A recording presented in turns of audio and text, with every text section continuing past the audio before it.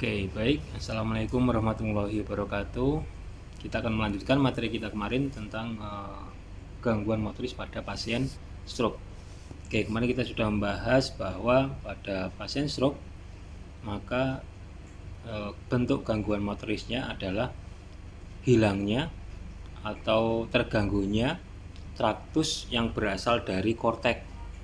Traktus yang berasal dari korteks, karena kita tahu kerusakan pada stroke terjadi kerusakan pada otak besarnya, utamanya pada korteks motorisnya.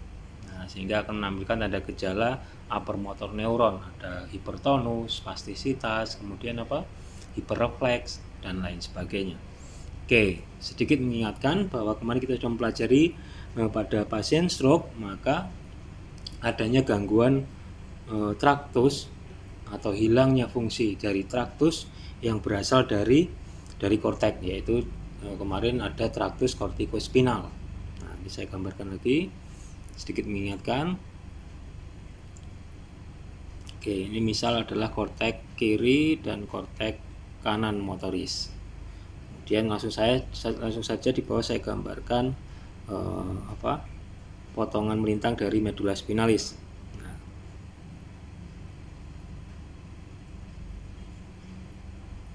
Oke, ini gray matternya. Nah, kemarin kita sudah membahas bahwa pada pasien stroke maka terjadi gangguan pada tingkat korteks motoris sehingga menampilkan tanda gejala upper motor neuron, hipertonus, spastisitas, hiperrefleks.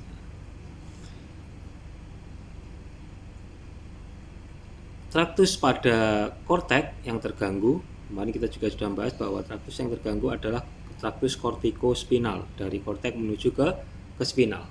Traktus kortikospinal ini nanti akan dibagi menjadi dua, ada lateral kortikospinal yang menyilang pada tingkat medula oblongata, dan sebagian besar memang traktus ini menyilang, hampir 98% dia menyilang menuju ke lateral kolum menjadi lateral kortikospinal.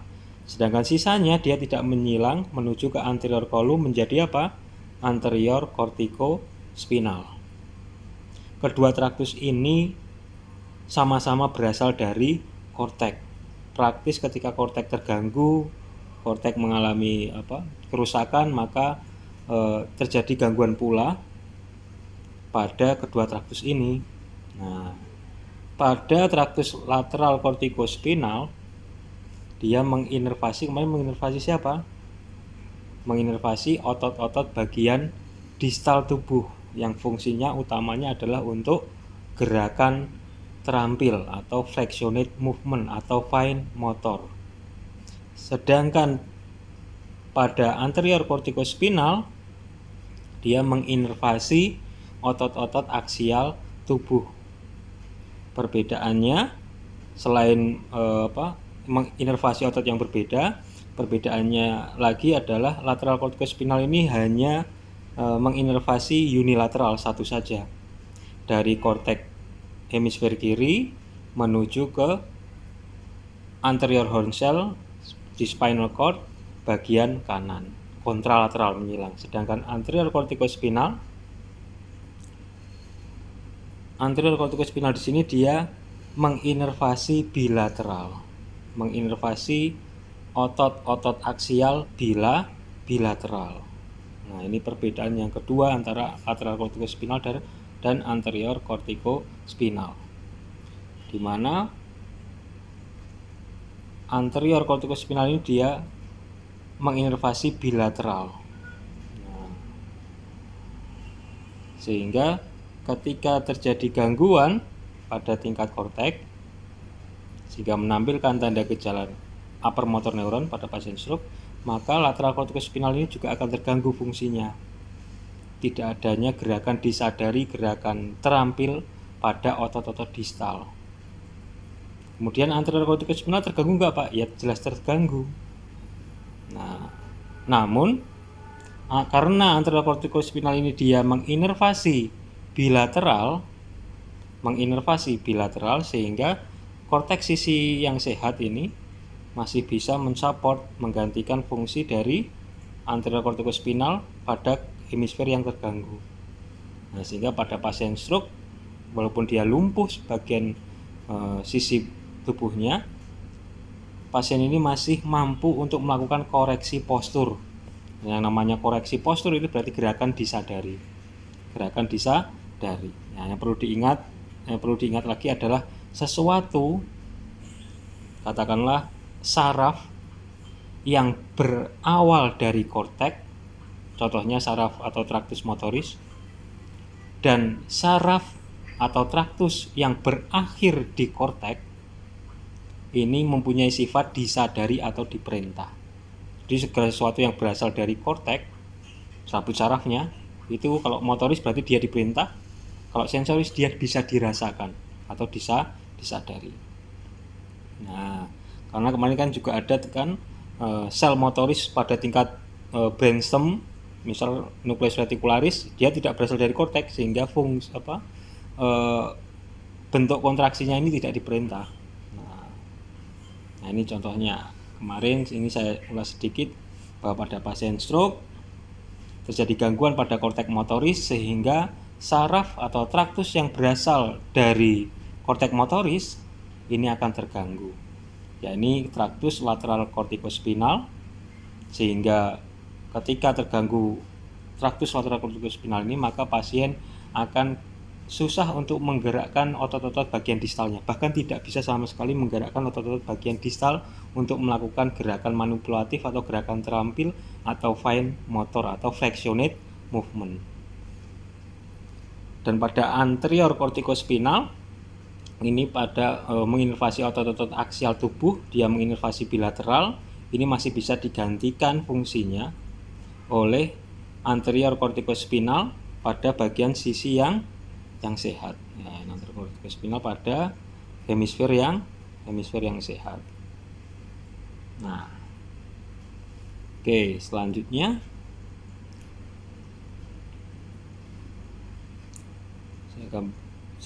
menuju ke kortikoretikular.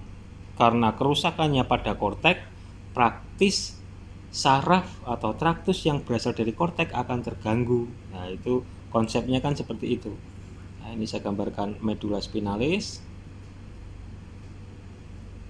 kemudian ini gray matternya,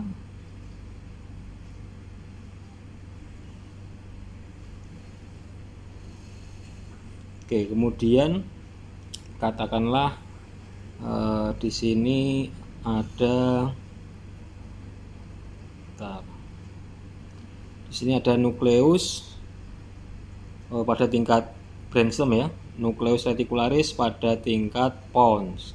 Kemudian ada nukleus reticularis pada tingkat pons. Kemudian ada nukleus reticularis pada tingkat medula oblongata, di mana nukleus reticularis pada tingkat pons dan medula oblongata ini mempunyai peranan yang berbeda, di mana nukleus reticularis pada tingkat pons dia akan mengeksitasi munculnya tonus, sedangkan nukleus reticularis pada tingkat medula oblongata dia akan menginhibisi munculnya tonus. Nah, sifatnya berbeda, ada yang mengeksitasi dan ada yang menginhibisi. Nah, nukleus reticularis pada tingkat pons, kalau kita ingat, dari nukleus reticularis pada tingkat pons ini ada serabut saraf yang turun ke spinal. Karena berasal dari nukleus reticularis, kemudian ada serabut saraf yang turun ke bawah menuju anterior atau ventral kolum dari spinal cord, maka traktus ini dinamakan sebagai traktus reticulospinal pars pons atau bagian pons, atau ventral reticulospinal tract atau anterior reticulospinal tract, atau ada yang menyebutkan sebagai medial reticulospinal tract karena letaknya di medial. Nah, ada yang menyebutkan anterior, ada yang menyebutkan ventral, ada yang menyebutkan medial reticulospinal tract. Tapi intinya sama, ini menunjukkan kepada nukleus reticularis atau traktus reticulospinal yang berasal dari pons. Sifatnya apa? Peranannya apa? Traktus reticulospinal dari pons ini, dia mengeksitasi tonus otot, memproduksi tonus otot. Sedangkan nukleus retikularis pada tingkat medula oblongata dia turun ke lateral kolum. Karena dia turun ke lateral kolum, maka traktus retikulospinal ini, dari nukleus retikularis ke spinal ini, traktus retikulospinal ini dinamakan sebagai lateral atau dorsal retikulospinal, di mana retikulospinal pada tingkat medula oblongata ini dia mempunyai sifat menginhibisi, peranannya menginhibisi tonus otot. Nah, kortikoretikular, ini saya gambarkan warnanya kuning aja. Kortikoretikular dia berarti berasal dari kortek menuju ke retikularis, menuju ke nukleus retikular. Khususnya dia akan menuju ke nukleus retikular pada pars atau pada bagian medula oblongata. Dia mengeksitasi. Bisa gambarkan plus ini ya, mengeksitasi. Nah, karena pada pasien stroke ini terjadi kerusakan pada kortek motorisnya, maka fungsi kortikoretikular ini juga akan terganggu, sehingga tidak terjadi eksitasi terhadap nukleus retikularis pada tingkat pons, sehingga retikulospinal yang berasal dari medula oblongata ini tidak mampu melakukan inhibisi. Siapa kemarin yang diinhibisi dan dieksitasi? Otot-otot anti gravity. Sehingga dengan kondisi seperti ini, maka ini akan meningkatkan tonus dari otot anti gravity, sehingga muncul hipertonus. Nah, kemudian juga akan diikuti munculnya atau meningkatnya apa kemarin? Arcus refleks pada tingkat spinal yang kemudian mengakibatkan spastisitas. Nah, oke, sudah mulai ingat lagi ya untuk materi minggu kemarin. Selanjutnya saya gambarkan pada tingkat medula spinalis atau pada tingkat spinal cord. Tingkat spinal cord, agak kurang tinggi. Nah, ini misal pada tingkat spinal cord.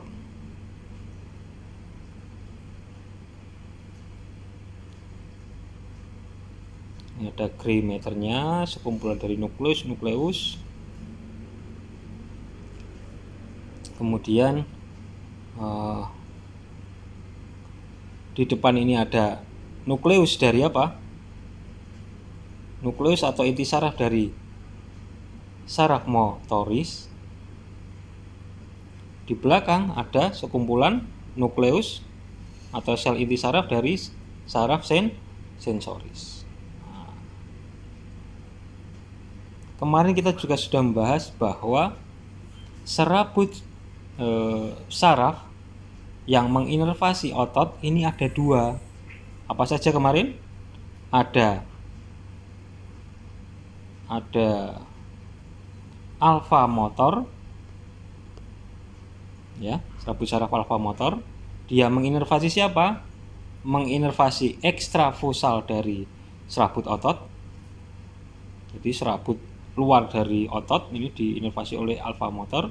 Dan ada gamma motor. Gamma motor dia menginervasi siapa?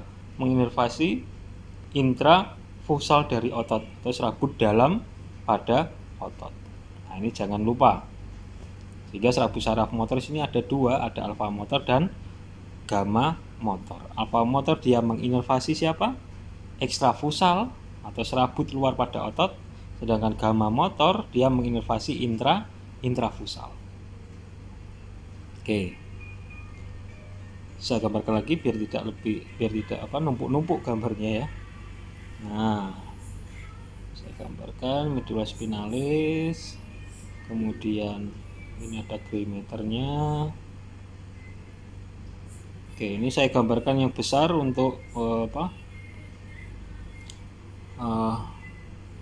Katakanlah di sini adalah nukleus dari sel inti saraf motoris.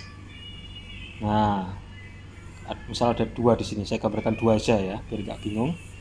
Nah, serabut saraf yang berasal dari korteks seperti lateral kortikospinal dan anterior kortikospinal, ketika dia turun pada tingkat spinal, misalnya ini lateral kortikospinal, dia akan menginervasi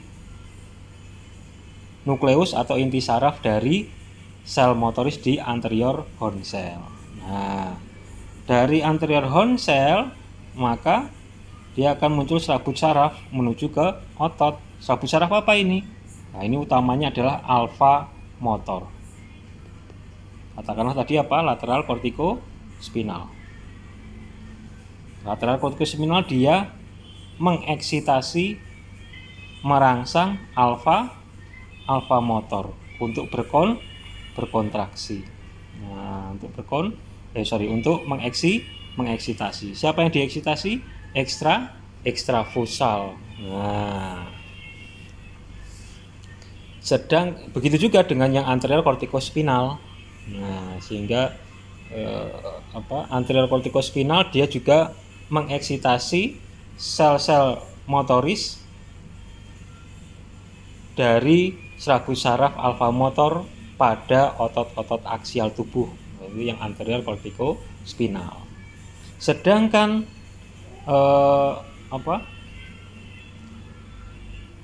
nukleus motoris yang berasal selain dari korteks, nukleus motoris atau sel inti saraf yang tidak berasal dari korteks, tadi yang berasal dari tingkat brainstem pada pons dan medula oblongata, ini sifatnya tidak disadari atau tidak diperintah. Jadi ingat, semua serabut saraf atau traktus yang berasal dari korteks, berarti motoris, ini mempunyai sifat diperintah. Begitu juga serabut saraf atau traktus yang berakhir di korteks, dia mempunyai sifat disadari, bisa dirasakan. Berarti ada serabut saraf atau traktus yang berasal tidak dari korteks. Contohnya adalah dari nukleus reticularis pada tingkat brainstem. Nah, pada tingkat pons dia turun ke bawah menuju ke anterior kolum atau medial kolum atau ventral kolum dari spinal cord, kemudian menuju ke sel inti motoris atau nukleus yang ada di anterior horn cell pula. Nah, tadi pada tingkat pons fungsinya itu apa? Eksitasi. Sedangkan pada tingkat medula oblongata dia turun ke lateral, dia juga melakukan sinap pada nukleus ini, nukleus motoris ini atau sel inti saraf motoris pada AHC ini, tapi dia berperan sebagai inhibisi. Jadi ada eksitasi dan inhibisi. Siapa yang dieksitasi dan diinhibisi? Otot-otot anti gravitasi, khususnya pada serabut otot intravusal. Nah, sehingga ini serabut sarafnya dia menginervasi, mengeksitasi dan menginhibisi serabut saraf gamma motor.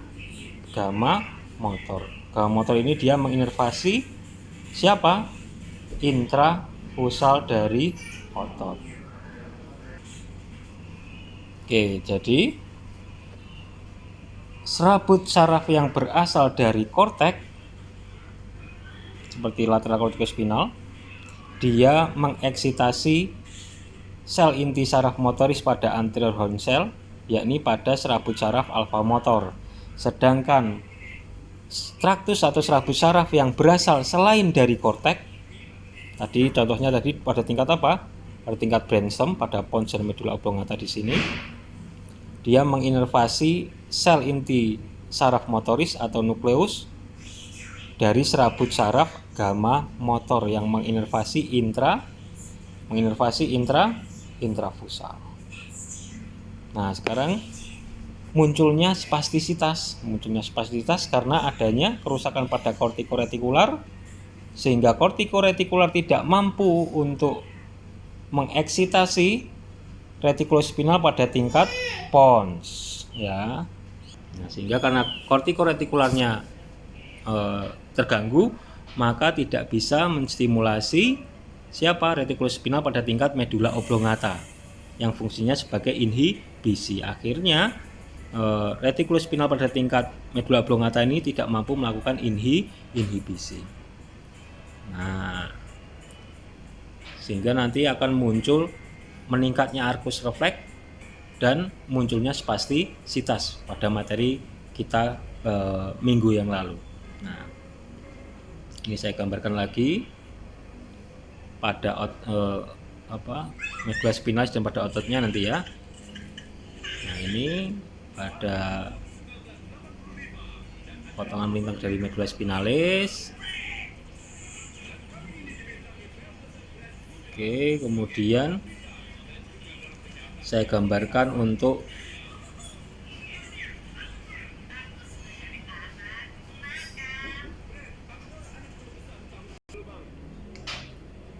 baik, kita lanjutkan.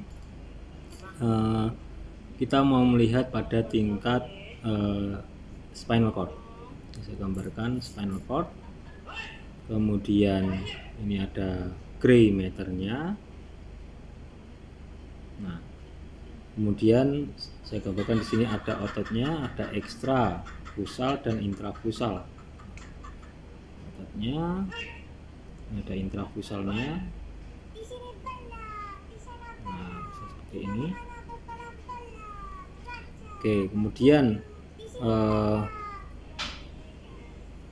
saya berikan 2 di sini untuk sel inti saraf motoris pada anterior horn cell biar tidak bingung. Tadi untuk traktus atau serabut saraf yang berasal dari korteks, maka ada tadi lateral corticospinal turun ke lateral kolum dari spinal cord, kemudian menginervasi sel inti saraf atau nukleus pada anterior horn cell, utamanya pada serabut saraf alfa motor yang menginervasi ekstrafusal, serabut otot ekstrafusal, menginervasi ekstrafusal alfa motor. Sedangkan serabut saraf yang berasal selain dari korteks, tadi pada tingkat brainstem, pada tingkat pons, namanya adalah retikulus spinal. Dia menuju ke anterior kolum dari spinal cord sehingga dinamakan sebagai anterior retikulus spinal atau medial retikulus spinal atau ventral retikulus spinal. Dia menginervasi sel inti saraf motoris pada AAC. Ya, ini utamanya pada serabut saraf tadi? Gamma motor. Ini saya ganti dulu warnanya. Gamma motor. Dia akan menginervasi gamma motor. Dia menginervasi intrafusal. Gamma motor menginervasi intrafusal. Nah, kalau retikulus spinal dari pons, dia sifatnya perannya adalah mengeksitasi, dan retikulus spinal yang berasal dari medula oblongata turun ke lateral, kemudian dia sifatnya menginhibisi. Di pada tingkat spinal akan terlihat seperti ini. Yang dieksitasi, yang diinhibisi oleh retikulus spinal, traktus yang berasal tidak dari korteks ini adalah intrafusal yang diinervasi melewati serabut saraf gamma motor. Oke. Sekarang kita lihat pada kondisi spastis. Pada kondisi spastis. Nah, saya gambarkan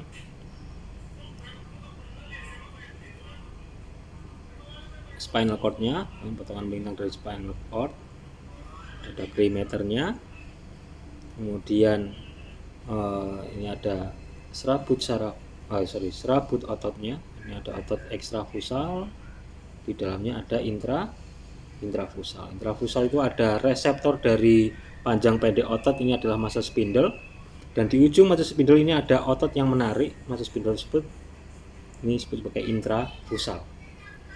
Nah, otot yang menarik ini, saya gambarkan biru ini, yang menarik menstretch atau mengulur massa spindle ini diinervasi oleh gamma motor. Diinervasi oleh gamma motor. Gamma motor dia diinervasi oleh siapa tadi? Nah, pada tingkat pons dieksitasi oleh retikulospinal pada tingkat pons dan diinhibisi oleh retikulospinal pada tingkat medula oblongata. Nah, sehingga retikulospinal ini baik dari pons ataukah dari medula oblongata sama-sama mengaktifasi nukleus saraf, sel inti saraf pada AHC pada serabut gamma motor. Gamma motor dia menginervasi intrafusal. Nah, ketika terjadi gangguan pada kortikoretikular sehingga eksitasi pada retikulospinal pada tingkat medula oblongata ini terganggu, maka fungsi inhibisi ini tidak bisa. Nah, tidak bisa terjadi fungsi inhibisi dari gamma motor. Akhirnya gamma motor pada intrafusal yang menginervasi intrafusal ini akan selalu tereksitasi. Nah, akibatnya apa? Akibatnya maka gamma motor akan mengkontraksikan intrafusal, sehingga kalau kontraksi kan memendek berarti ya. Nah, ini saya gambarkan memendek kedua-duanya. Nah, kontraksi berarti kan dia semakin memendek. Karena dia kontraksi semakin memendek, maka massa spindle praktis dia akan semakin terstretch, terulur kemana? Ke sana dan ke sana, semakin terulur.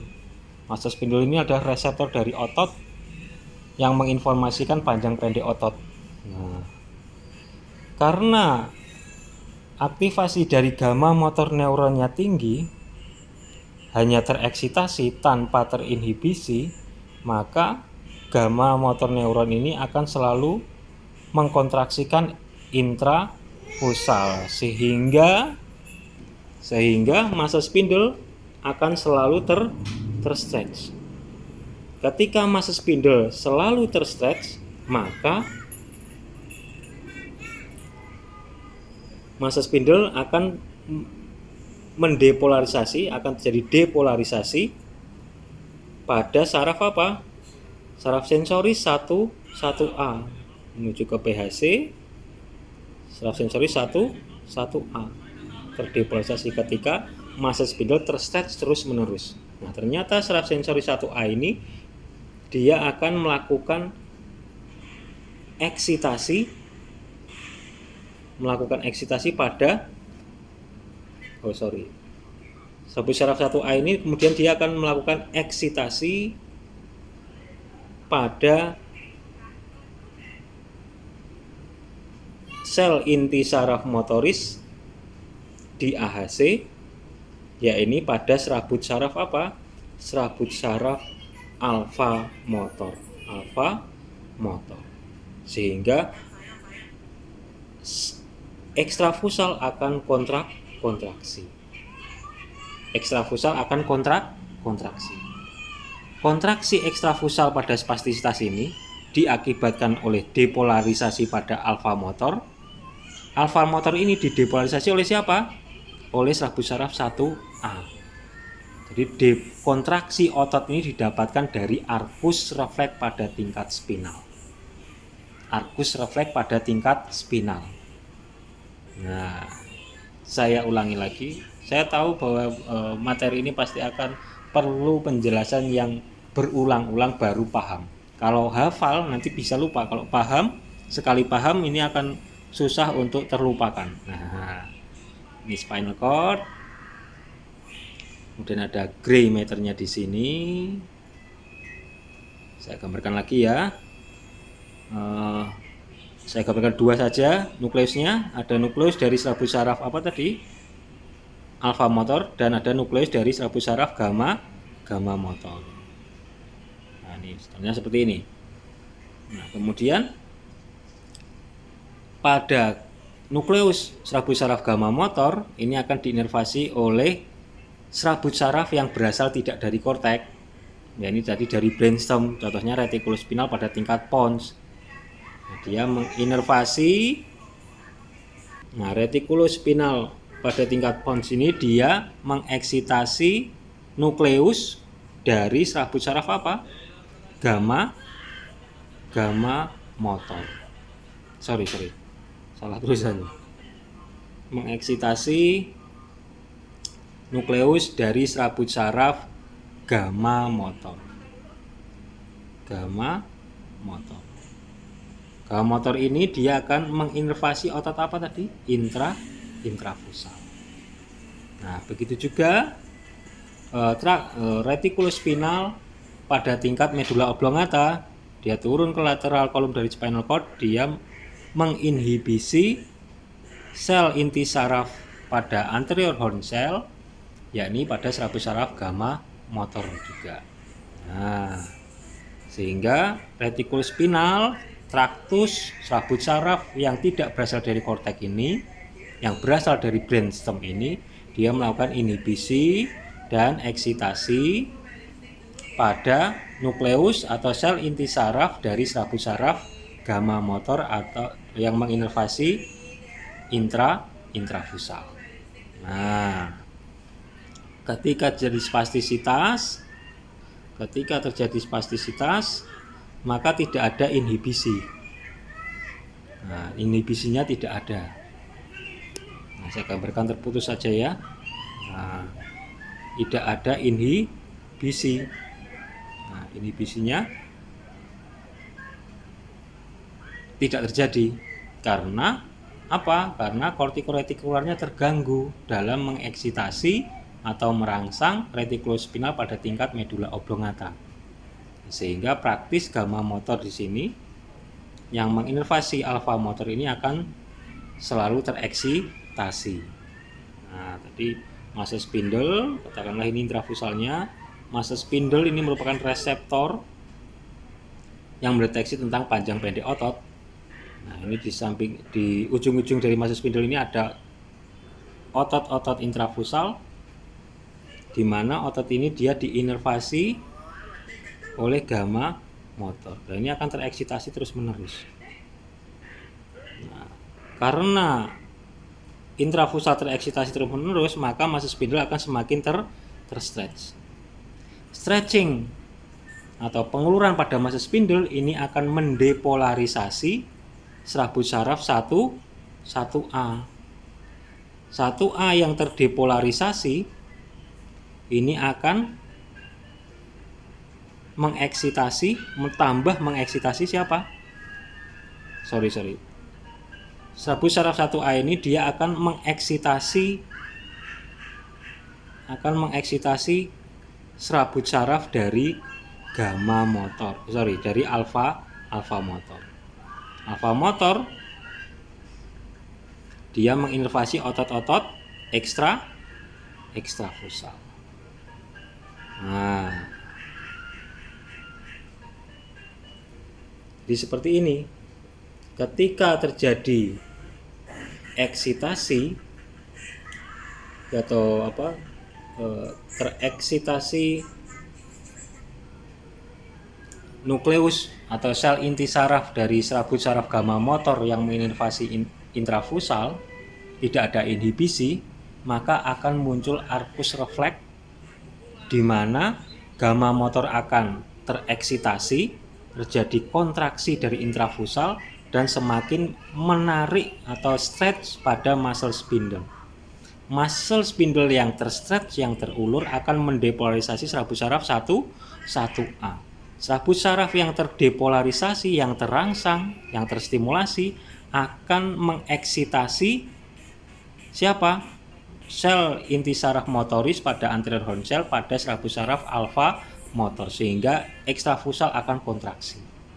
Sehingga praktis kontraksi dari ekstrafusal ini didapatkan dari arcus refleks, tidak disadari. Jadi kontraksi terus-menerus, spastisitas. Spastisitas itu kontraksinya tidak, atau hipertonus itu kontraksinya tidak disadari. Nah, sehingga kontraksi terus-menerus, tidak capek-capek ototnya ya.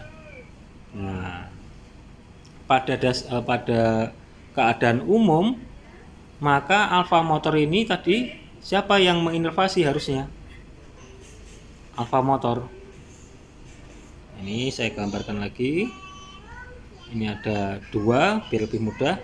Alfa motor dia akan dieksitasi oleh lateral kortikospinal atau kortikospinal, baik yang lateral ataukah yang anterior kortikospinal. Dia akan menginervasi atau mengeksitasi sel inti saraf motoris pada anterior horn cell, yakni pada serabut saraf alfa motor. Nah, tereksitasi pada keadaan umum, pada keadaan normal seperti ini. Karena terjadi kerusakan retikulospinal pada tingkat medula oblongata, maka praktis eksitasi retikulospinal pada tingkat pons ini akan terjadi terus-menerus. Tidak ada yang menginhibisi. Akibatnya apa? Akibatnya gamma motor akan teraktivasi terus-menerus. Gamma motor tadi menginervasi otot apa? Menginervasi otot intrafusal, sehingga intrafusal akan selalu kontraksi dalam men-stretch. Karena dia kontraksi, maka dia akan men-stretch atau mengulur muscle spindle. Muscle spindle yang terulur, maka dia akan mendepolarisasi serabut saraf apa? 1A. Serabut saraf 1A yang terdepolarisasi, yang terangsang, ini malah akan mengeksitasi alfa motor. Nah, kalau pada pasien stroke, lateral kortikospinal, kontrol dari lateral kortikospinal ini tidak ada, sehingga akan terjadi kontraksi terus-menerus. Pada orang normal tidak stroke, maka tidak terjadi depolarisasi seperti ini, karena kontrol sepenuhnya didapatkan dari lateral kortikospinal. Kontrol sepenuhnya dari sel inti saraf dari alfa motor ini, dia dikontrol oleh lateral kortikospinal secara disadari, secara diperintah, sehingga tidak muncul spastisitas pada orang normal. Nah, oke. Saya ulangi sekali lagi biar lebih jelas ya, karena saya tahu ini pasti butuh penjelasan yang berulang-ulang. Oke, tadi ada spinal cord, ada spinal cord, kemudian ada apa? Greymatternya. Greymatter itu apa toh? Sekumpulan dari nukleus saraf atau sel-sel inti saraf. Nah, ini saya contohkan sel inti saraf pada anterior horn cell. Saya gambarkan dua misal. Nah, ada serabut sarafnya apa saja tadi? Serabut saraf motoris itu ada dua. Ada alfa motor, dia menginervasi siapa? Ekstrafusal. Dan ada apa? Ada serabut saraf gamma motor, menginervasi siapa? Intrafusal dari otot. Nah, gamma motor ini pada kondisi normal dia akan distimulasi, dieksitasi oleh kortikospinal. Contohnya di sini saya gambarkan, di sini adalah lateral kortikospinal. Ini mengontrol kontraksi dari gamma motor. Mengontrol kontraksi dari ekstrafusal melewati serabut saraf alfa motor. Nah, sedangkan pada gamma motor ini akan diinervasi oleh traktus yang berasal dari pons menuju ke spinal, yakni retikulospinal pada tingkat pons, yang fungsinya untuk apa tadi? Eksitasi. Dan traktus yang berasal dari medula oblongata menuju ke spinal cord, yaitu retikulospinal pada tingkat medula oblongata, yang fungsinya untuk menginhibisi. Siapa yang diinhibisi, siapa yang dieksitasi oleh kedua retikulospinal ini? Gamma motor menginervasi intrafusal dari serabut otot atau serabut otot bagian dalam. Nah, Ini pada kondisi normal akan terjadi seperti ini. Nah, pada kondisi stroke, maka lateral kortikospinal, karena stroke ini gangguannya pada tingkat korteks, pada problem motorik pada tingkat korteks, maka eksitasi pada alfa motor oleh lateral kortikospinal. Nah, karena pada stroke ini dia lateral korteknya motorik terganggu, sehingga aktivitas lateral kortikospinal ini juga akan terganggu. Nah, aktivitas dari lateral kortikospinal ini akan terganggu pula. Nah, sehingga tidak ada eksitasi pada alfa motor pada kondisi stroke. Kalau pada kondisi normal ada eksitasi pada alfa motor oleh lateral kortikospinal. Nah, selanjutnya apa? Selanjutnya retikulospinal pada tingkat pons akan selalu mengeksitasi tanpa adanya inhibisi dari retikulospinal pada tingkat medula oblongata. Nah, sehingga praktis gamma motor akan selalu tereksitasi. Ketika gamma motor selalu tereksitasi, maka gamma motor akan selalu mengkontraksikan siapa? Selalu mengkontraksikan intrafusal. Intrafusal yang kontraksi itu kan berarti kan memendek ototnya. Praktis muscle spindle reseptor untuk panjang pendek otot ini, dia akan tertarik ke sana dan ke sana, terstretch, terulur. Muscle spindle yang terulur ini akan mendepolarisasi serabut saraf apa? 1A. Serabut saraf 1A yang terdepolarisasi ini akan mengeksitasi alfa motor untuk ekstrafusal berkontraksi. Sehingga kontraksi pada pasien stroke karena kerusakan pada lateral kortikospinal ini kontraksinya pada tingkat spinal. Nah, inilah yang disebut sebagai arcus reflex.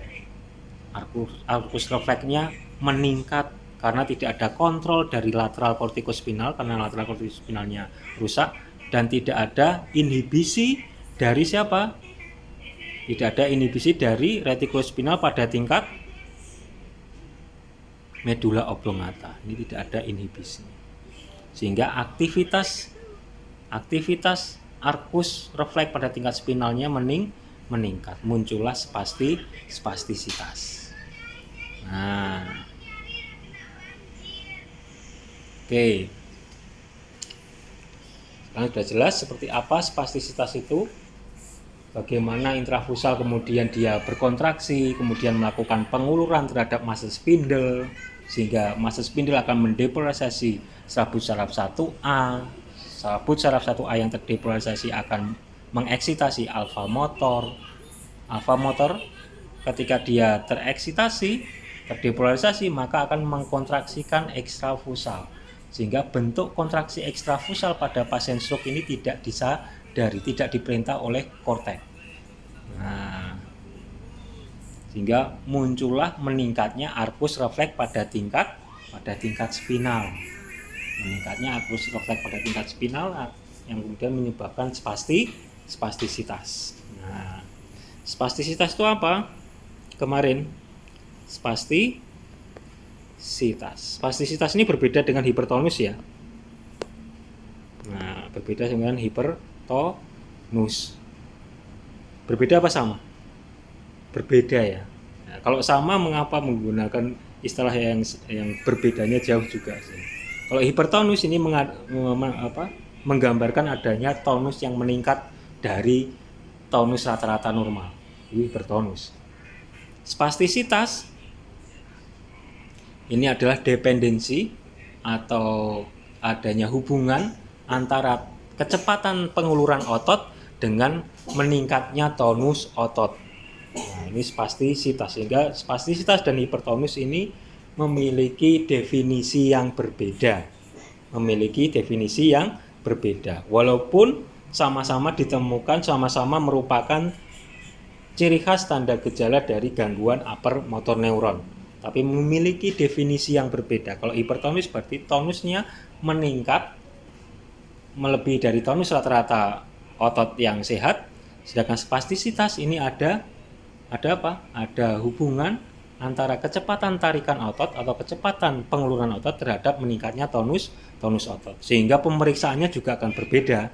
Kalau spastisitas tadi menggunakan apa? Skala Ashworth misal. Hipertonus menggunakan apa? Bisa menggunakan palpasi. Membedakan tonus pada sisi yang sehat dan sisi yang sakit. Begitu. Sehingga akan muncul juga tanda ciri khas yang ketiga adalah apa? Pada gangguan upper motor neuron, refleks. Refleks ini akibat dari tonusnya meningkat sehingga muncullah spastisitas, sehingga ketika dilakukan di tendon refleks maka refleksnya akan berlebih.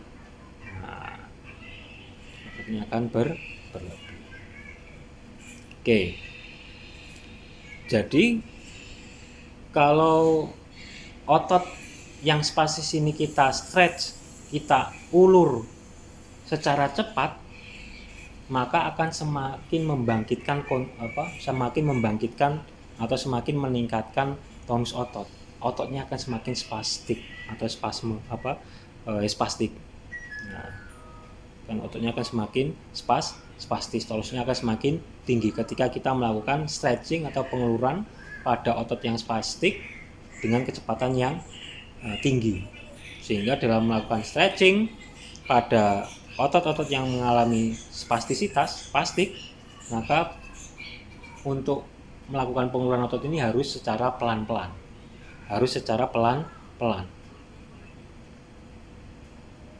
Sehingga ketika kita melakukan stretching secara pelan-pelan, terjadi penguluran massa spindle secara pelan-pelan pula.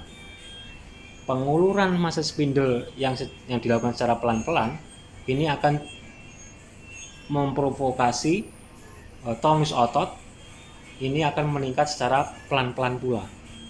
Pada suatu threshold tertentu pada tonus otot ini akan merangsang atau mendepolarisasi serabut saraf sensori 1B. Nah, ini sebagai penjelasan saya ilustrasikan. Jadi pada otot, ini saya gambarkan ototnya. Nah, otot terdiri dari apa tadi serabutnya? Ada serabut di luar dan ada serabut yang di dalam. Ada ekstrafusal dan intrafusal. Intrafusal di dalam ada massa spindle, ini saya gambarkan seperti ini aja, lebih simple. Kemudian ada ototnya yang menarik massa spindle-nya, yang diinervasi oleh siapa tadi? Gamma motor. Diinervasi oleh siapa ini? Gamma motor. Sedangkan yang ekstrafusal diinervasi oleh siapa? Alfa motor. Oke. Ketika otot yang spastik ini kita stretching secara cepat, kita ulur ototnya secara cepat, maka akan semakin memprovokasi massa spindle untuk terstretch lebih banyak. Karena pada posisi spastis massa spindle ini sudah terstretch karena gamma motornya dia teraktivasi terus-menerus tanpa terinhibisi. Sehingga kalau kita melakukan stretch secara cepat, mengulur otot secara cepat, maka akan memprovokasi sensitivitas dari terulurnya massa spindle. Maka akan semakin mendepolarisasi serabut saraf 1A. Mendepolarisasi serabut saraf 1A sehingga alfa motor akan semakin tereksitasi, akan semakin spastis. Nah, bagaimana caranya untuk melakukan penguluran otot tetapi tidak meningkatkan spastisitas, tidak mengeksitasi alfa motor berlebihan? Dengan cara melakukan stretching secara pelan-pelan, penguluran otot secara pelan-pelan. Ketika dilakukan stretching atau penguluran otot secara pelan-pelan, maka massa spindle ini akan terulur secara pelan-pelan pula. Pada threshold tertentu, ketika massa spindle terstretch pelan-pelan, maka pada tendon otot ini ada yang disebut sebagai Golgi tendon organ. Golgi tendon organ. Ini saya gambarkan dengan ini aja. Nah, dinamakan sebagai Golgi tendon organ. Golgi tendon organ ini apa? Kalau massa spindle ini adalah reseptor yang menginformasikan panjang pendek otot, Golgi tendon organ ini merupakan reseptor yang menginformasikan ketegangan dari tendon otot, ketegangan dari tonus otot. Ketika muscle spindle di stretch, diulur pelan-pelan, maka pada suatu saat Golgi tendon ini akan mencapai threshold potensialnya, Golgi tendon otot yang mencapai threshold potensial karena tonus otot yang terlalu tinggi, maka dia akan mendepolarisasi serabut saraf sensoris 1B. Nah, serabut saraf sensoris 1B yang terdepolarisasi, dia malah akan menginhibisi alfa motor.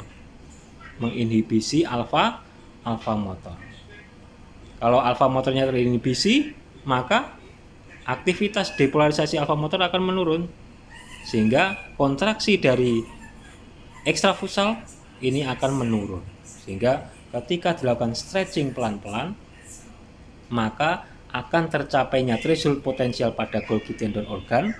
Tercapainya threshold potensial pada Golgi tendon organ akan mendepolarisasi serabut saraf 1B. Serabut saraf 1B yang terdepolarisasi akan menginhibisi alfa motor. Berbeda dengan yang 1A tadi. 1A dia mengeksitasi. Kalau 1B dia menginhibisi. 1B ini terdepolarisasi karena apa? Karena Golgi tendon organ sampai pada threshold potensialnya. Golgi tendon organ itu apa? Golgi tendon organ ini merupakan reseptor yang menerima informasi tentang ketegangan tonus otot atau ketegangan tendon. Berbeda dengan muscle spindle. Kalau muscle spindle dia reseptor yang menerima panjang pendek otot, informasi panjang pendek otot. Nah, inilah mengapa ketika kita melakukan stretching pada pasien stroke ini harus dilakukan secara pelan-pelan sehingga terjadi inhibisi pada tingkat spinal. Nah, kalau tadi kan spasitas terjadinya eksitasi alfa motor pada tingkat spinal. Nah, ketika kita melakukan stretching pelan-pelan, kita melakukan inhibisi pada tingkat spinal. Nah, oke, kalau saya gambarkan dengan spinal cord, akan jadi seperti ini. Spinal cord. Kemudian di sini ada gray matternya. Nah, kemudian katakanlah ini adalah alfa motor dan gamma motornya. Saya gambarkan ototnya di sini. Kemudian ada muscle spindle yang terstretch, terulur gara-gara intrafusalnya berkontraksi memendek. Mengapa intrafusalnya berkontraksi memendek? Karena selalu tereksitasi gamma motor neuronnya, terdepolarisasi gamma motor neuronnya. Nah, sehingga muscle spindle akan terstretch. Nah, pada kondisi spastisitas di mana lateral kortikospinal ini yang menginervasi alfa nukleus sel inti saraf alfa motor ini tidak ada atau terganggu pada pasien stroke, ini tidak bisa mengeksitasi karena lateral kortikospinalnya rusak.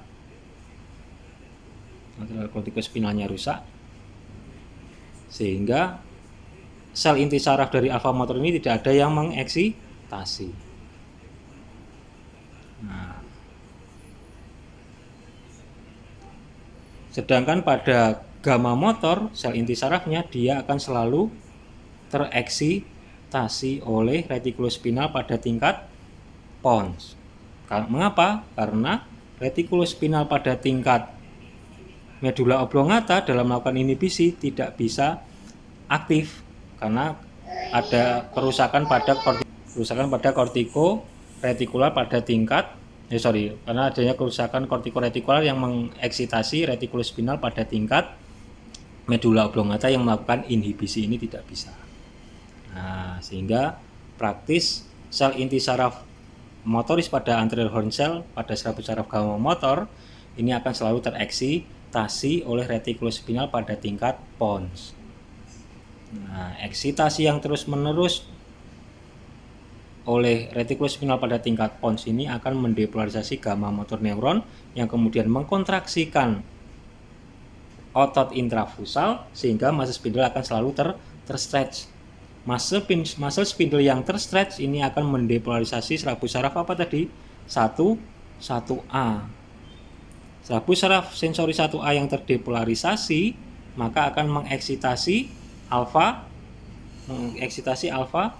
motor.